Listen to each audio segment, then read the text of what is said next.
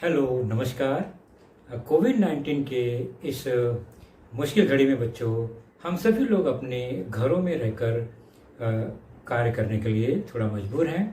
लेकिन मुंबई महानगर पालिका ने आपको घर बैठे ही पढ़ाने या यूँ कहें अध्ययन करने का एक मौका दिया है, जो कि हमारे महानगर पालिका के चैनल द्वारा आपको वीडियो के रूप में लेसन प्रसारित किया जाएगा। और उस लेसन के जो विषय हैं वो आपके स्क्रीन पर दिखाई देंगे और उसके टॉपिक भी आपको स्क्रीन पर ही दिखाई देंगे। तो चलिए शुरू करेंगे हम आज का अपना लेसन।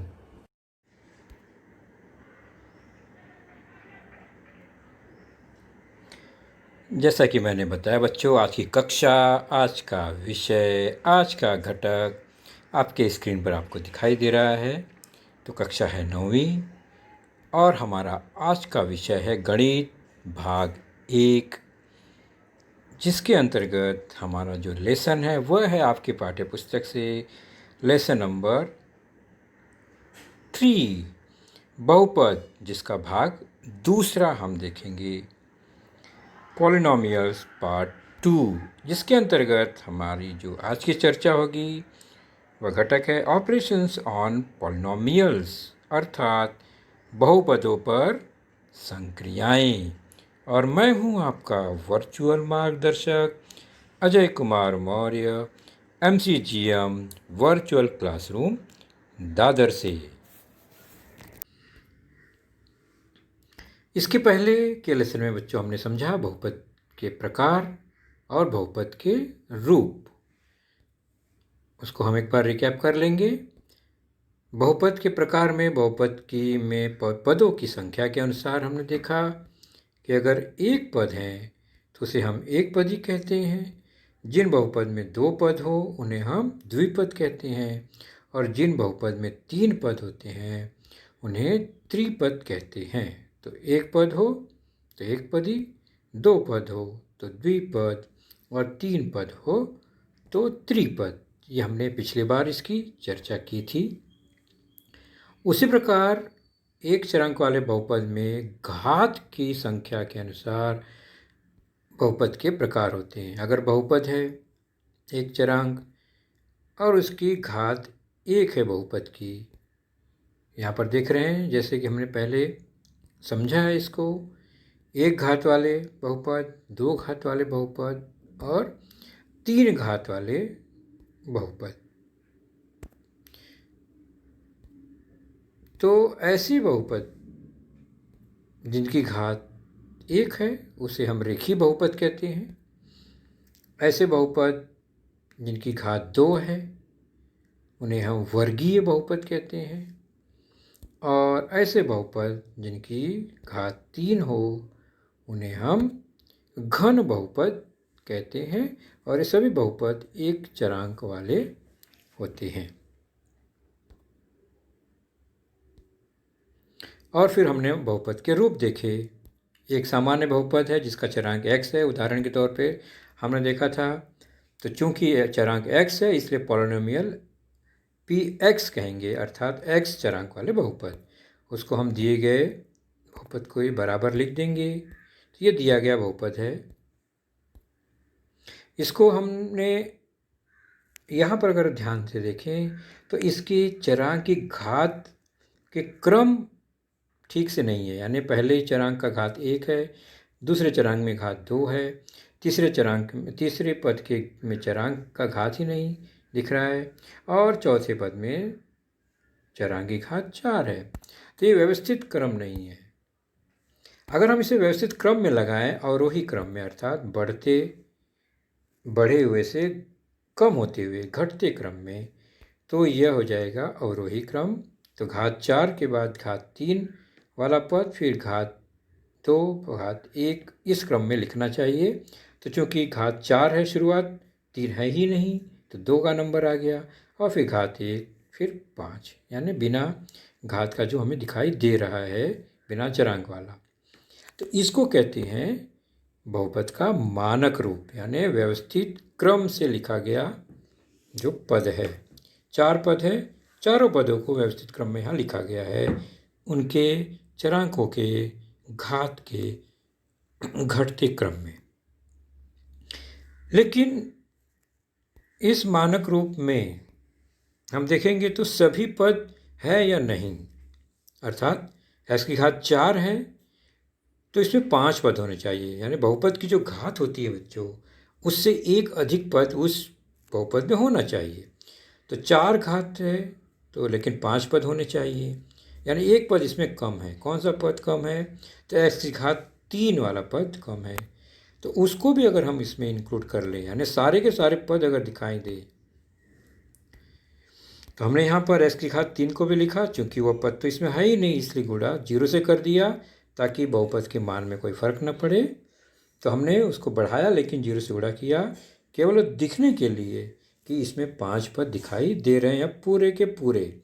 तो घात 4 भी है, घात 3, घात 2, घात 1, घात 0, यानी सारे घात यहाँ पर दिखाई दे रहे हैं चरांकों के, इसलिए यह घातांक रूप हो गया। व्यवस्थित क्रम में मानक रूप, सभी घात उसमें दिखाई दे रहे हैं क्रम में, तो घातांक रूप ये हो गया। तो मानक रूप और घातांक रूप में यही फर्क है।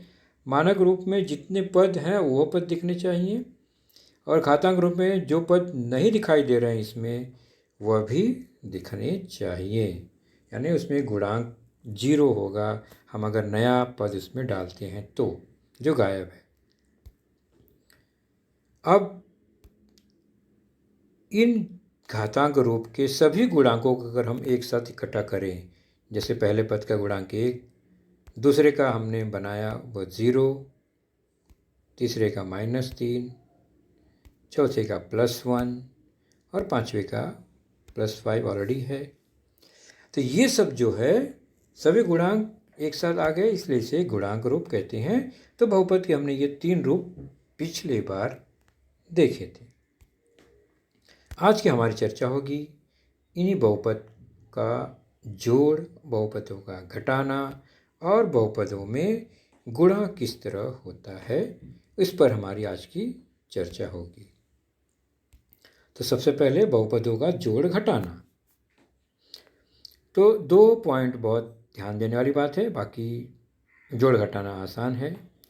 बहुपदों को जोड़ते अथवा घटाते समय केवल उनके सजातीय पदों में ही जोड़ घटाने की क्रिया होती है, यानी पद सजाती हो तभी जोड़ेंगे या घटाएंगे, क्रिया करेंगे, वरना वैसे ही छोड़ देंगे। सजाती पद किसे कहते हैं आपको पता ही है, कि जिस पद के चरांक समान हो, यानी सेम चरांक हो, वेरिएबल सेम हो, और उसके घातांक भी समान हो, यानी उसका जो पावर है वो भी समान होना चाहिए, तब जाके वो सजाती पद होते हैं।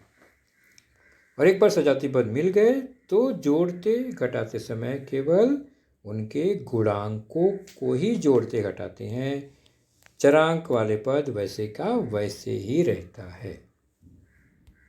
हम इसको उदाहरण द्वारा समझेंगे। तो पद सजाती होने चाहिए जोड़ते घटाते समय, और फिर जोड़ते घटाते समय सजाती पदों में गुणांकों को ही जोड़ना अथवा घटाना है हमें। सीधे चलते हैं प्रश्न संग्रह 3.2 के, जो कि पेज नंबर 43 पर है। उसके उदाहरण को हम हल भी करेंगे और इस क्रिया को समझेंगे भी। पहला है प्रश्न नंबर 2, उसके अंदर पहला प्रश्न हमारा आएगा x की घात 3 ऋण 2x का घात 2 ऋण 9, और दूसरा पद है 5x की घात 3 धन 2x धन 9। तो ये 2 पद हैं, इनको जोड़ना है। तो जब 2 पद दिए गए हैं, जोड़ या घटाना या गुणा करना है, तो पहले लिखते समय हमें प्रश्न को लिखना है और उसे कोष्टक में रखना है और जोड़ना है। तो जोड़ की क्रिया, दोनों के बीच में जोड़। अब बराबर हम पहला कोष्टक है उसको वैसे का वैसे लिख देंगे, जोड़ना है। उसके बाद दूसरे कोष्टक के बाहर धन है, तो कोष्टक तोड़ते समय अंदर के सारे जो चिन्ह हैं वैसे के वैसे ही रहेंगे, तो वे पद भी वैसे ही आ जाएंगे। तो यह एक सामान्य रूप हो गया, कोष्टक हटा दिया। अब हमें सजातीय पदों को खोजना है। तो सजातीय पद मतलब जिसके चरांक समान हो, तो x है, और घात भी समान होने चाहिए। तो घात 3 है, तो ये सजातीय पद हो गए, यानी x की घात 3 और धन 5x की घात 3, ये सजातीय पद है। इनको हम एक साथ रखेंगे, इनमें ही जोड़ की क्रिया होगी। उसके बाद दूसरा पद है ऋण 2x की घात 2, तो इसमें x की घात 2 वाला कोई पद नहीं है, तो हम यहीं पर रुक जाएंगे, आगे बढ़ेंगे। तीसरा पद, तो फिर x हमने चरांक ले लिया, पहले चरांकों को ही साथ में लेना है। उसके बाद हमने अकेली संख्या जो है यहाँ 9 और 9, एक धन है एक ऋण है, उसको हमने एक साथ ले लिया, ये सजाती हो गए।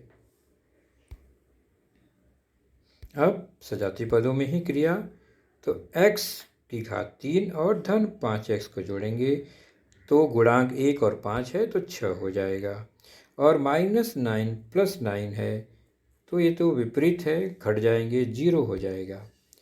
तो यहाँ आ गया 6x की घात 3, गुणांक जुड़ गए। उसके बाद -2x की घात 2 बचा, उसके बाद +2x भी है, और -9 + 9 कट के 0 हो गया। इसका मतलब हमारा जोड़ यहीं तक सीमित रहेगा।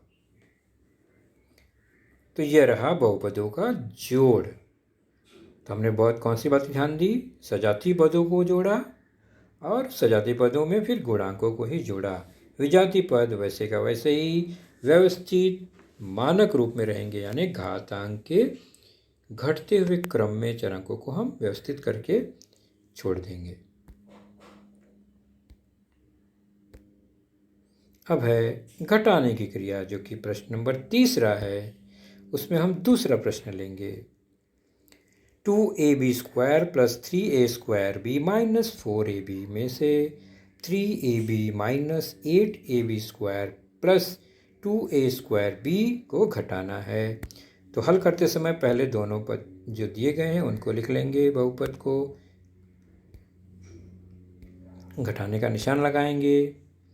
अब क्या करेंगे? पहला बहुपद वैसे का वैसे ही आ गया, क्योंकि उसके बाहर धन का चिन्ह है कोष्ठक के। लेकिन अब यहाँ पर ध्यान देने वाली बात है कि दूसरे बहुपद के पहले माइनस का चिन्ह है ना, ऋण से गुणा होगा कोष्ठक के अंदर, और ऋण का गुणा होने पर अंदर जितने भी पद हैं उसके चिन्ह उलट जाएंगे, बदल जाएंगे। तो +3ab हो गया -3ab, -8² हो गया +8ab², और +2a² भी हो गया -2a²b। इस तरह यह कोष्ठक के बाहर ऋण होने पर कोष्ठक के अंदर के जितने पद हैं उसके चिन्ह देख रहे हैं सब बदल गए। अब सारे पद को सामान्य रूप से लिखने के बाद सजातीय पद खोजेंगे। तो यहाँ देख रहे हैं ab² जो है 2ab², और वहाँ 8ab² यानी चरांक a b दोनों में है, और b का वर्ग है यानी b की घात 2 है, तो दूसरे में भी b की घात 2 है, तो ये सजातीय पद हो गए। तो इनको हम एक साथ जमा करेंगे, लिखेंगे। उसके बाद दूसरा पद है 3a² a² है, और उसकी जोड़ी हो -2a² से, a का वर्ग b दोनों में है, तो ये दोनों हो गए जोड़ी सजातीय पद की। उसके बाद तीसरी जोड़ी है ab वाली -4ab -3ab, तो इन्हें हम साथ में रख लेते हैं। अब जो सजातीय पद हैं उनको हम सरल करेंगे। तो 2n + 8 हो गया 10 10, और ab² सजातीय पद हैं, तो पद वैसे का वैसे ही रहा, चरांक गुणांक हो गए, जुड़ गए। अगला है जोड़ी a²b की, तो +3 - 2, 3 - 2 हो गया 1, 1 + a²b, और -4ab -3ab -7ab। अब इन्हें हम क्या करेंगे? व्यवस्थित लिखेंगे। 10ab² + a²b -ab, यही हो गया इन दिए गए दोनों बहुपद का अंतर या घटाना। तो जोड़ और घटाने का नियम वही, सजातीय पदों में जोड़ घटाने की क्रिया हो रही है, गुणांकों में जोड़ घटाने की क्रिया हो रही है। ध्यान रखना है कोष्ठक के बाहर अगर ऋणात्मक संख्या है तो कोष्ठक के अंदर के चिन्ह गुणा करते समय, कोष्ठक तोड़ते समय बदल जाते हैं। चलिए बहुपदों का गुणा देखते हैं। तो बहुपदों में गुणा करते समय उनके गुणांकों का गुणा करते हैं। जोड़ घटाना तो देख लिया हमने, जोड़ घटाने में भी गुणांकों का ही जोड़ घटाना होता है। गुणा में गुणांकों का गुणा होता है और चरांकों में भी गुणा होता है, लेकिन घातांक का नियम लगता है वहाँ पर। जोड़ घटाने में चरांक में कोई क्रिया नहीं होती। 3x² और 9x³ का गुणा करना है। जब जोड़ घटाना करना होगा इनका तो ये होगा ही नहीं, क्योंकि ये दोनों सजातीय पद नहीं हैं। लेकिन गुणा करते समय यह हम गुणा कर सकते हैं। कैसे करेंगे? 3x² 9x³ में गुणा। तो नियम कहता है पहले हमें गुणांकों में गुणा, यानी 3 और 9 गुणांक है उनका गुणा करेंगे। उसके बाद चरांकों को एक साथ रखेंगे, x⁵2 x⁵3 में गुणा।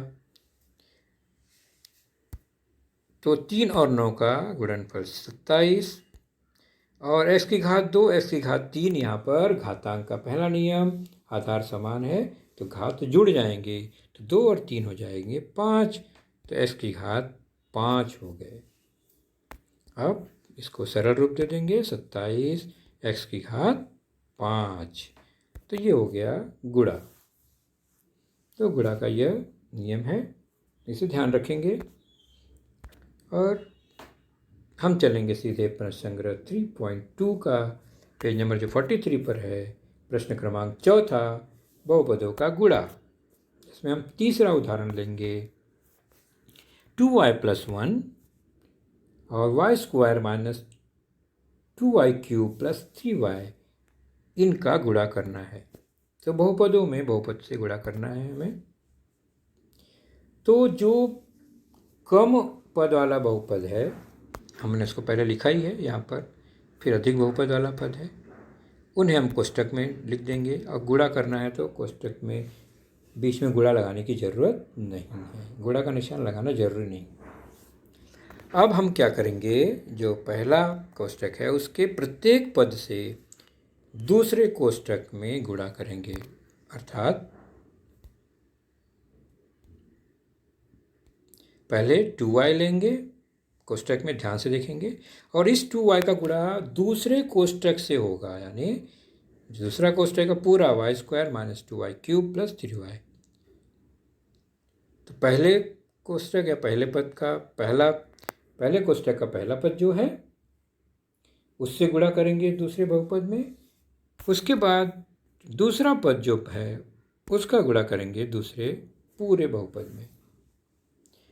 यानी एक एक करके किसी एक कोष्ठक के एक पद से दूसरे कोष्ठक के सारे पद में बारी बारी से गुणा होता जाता है। तो यहाँ पर 2 क्रिया मिल गई हमें, 2 बार गुणा। हम क्या करेंगे, पहले 2y से कोष्ठक में गुणा करेंगे और लिखेंगे, फिर 1 से कोष्ठक में गुणा करेंगे और लिखेंगे। तो 2y गुणे y का वर्ग हो गया 2y⁵3। घातांक का नियम लगा यहाँ पर। अब 2y - 2y⁵3 का गुणा करेंगे, तो -2 गुणे 2 4, और y⁵3 का y⁵4, धन 2 गुणे 3 6, y का वर्ग। 1 से गुणा करना है इस कोष्ठक में, तो संख्या में कोई परिवर्तन नहीं आएगा, वैसे का वैसे ही रह जाएगा। तो यह कोष्ठक टूट गया। अब हम करेंगे सजातीय पदों का कलेक्शन एक साथ। y⁵3 वाला एक साथ, तो 2y⁵3 - 2y⁵3, ये एक साथ हो गए। फिर -4y⁴ अकेला ही है। फिर 6y⁵2 और y⁵2 ये जोड़ी है, प्लस 6y² + y²। और क्या बच गया, प्लस 3y आखिरी में जो था वो बच गया। तो ये रहा जोड़ी, हमने बना लिया सजातीय पदों का, जैसे कि हम जोड़ करते समय करते हैं। और यहाँ पर ये दोनों समान हैं, तो अंतर होने पर कट के 0 हो गया। फिर बच गया -4y की घात 4, वो लिख दिया हमने। उसके बाद ये दोनों सजाती हैं, 6 और 1 7y की घात 2 धन 3y। तो ये हो गया इन दोनों बहुपद का गुणा।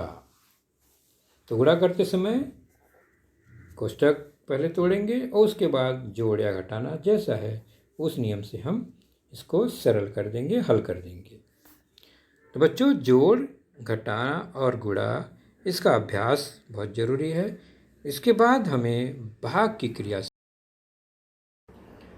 तो बच्चों, आपने देखा आज का लेसन, उसके प्रमुख मुद्दों को ध्यान से बार बार दोबारा देखकर समझने का प्रयास कीजिए, क्योंकि एक बार देखने पर किसी को भी वो पूरा मुद्दा समझ में नहीं आता। तो जैसे ही हम 2 बार 3 बार देखेंगे तो हमें वह समझ में आने लगेगा। और इसके आगे की जानकारी जो होगी बच्चों, वह निश्चित ही हमारे अगले वीडियो में होगी। तो उस वीडियो को देखने के लिए, उसकी सूचना प्राप्त करने के लिए जो नीचे सब्सक्राइब का बटन होता है उसे ज़रूर प्रेस कीजिए और नोटिफिकेशन ऑन रखिए, ताकि जैसे ही हमारा लेसन चैनल पर डाला जाएगा आपको वह तुरंत प्राप्त होगा। तो अपना ख्याल रखिए, सुरक्षित रहिए। Thank you.